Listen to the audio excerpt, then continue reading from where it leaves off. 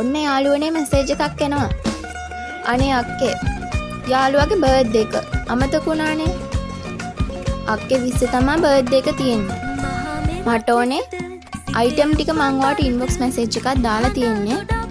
ටුක් customer box කළා. ඉතින් අපිට ඔහොම තමයි සැලකන්නේ.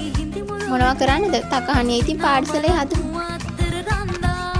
ටවුන් එකට ගියා. පාර්සලේ හදන්න ඕන අයිටම් ඉවර වෙලා යාළුවනේ. මොනවා කරන්නද? මට ඉතින් ඕනම දෙයකට ඉන්න අපේ තාත්තනේ.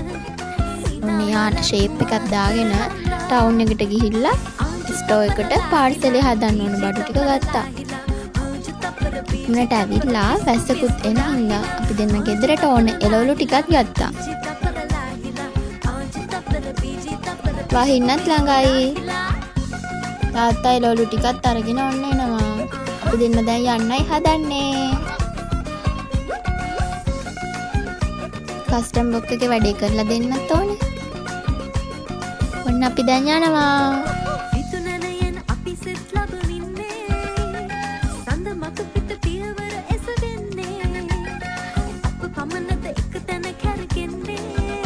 ඔයාලට ඕන පාඨශාල අදාළ විදිහට WhatsApp නම්බර් එකට මැසේජ් එකක් දාන්න 076 287 6265 076 287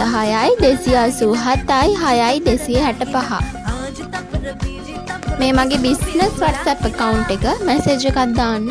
ඔයාලට ඕන item ටික details ටික දාලා ඔන්න තාත්තේ වංගුවල්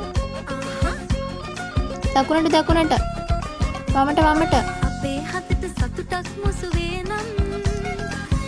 පොඩි බැනුමකුත් අහගත්තා.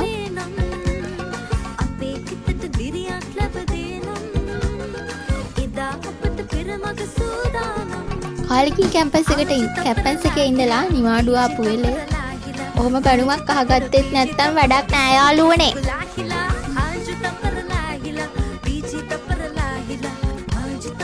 එයා මට බැන යනවා යාළුවනේ.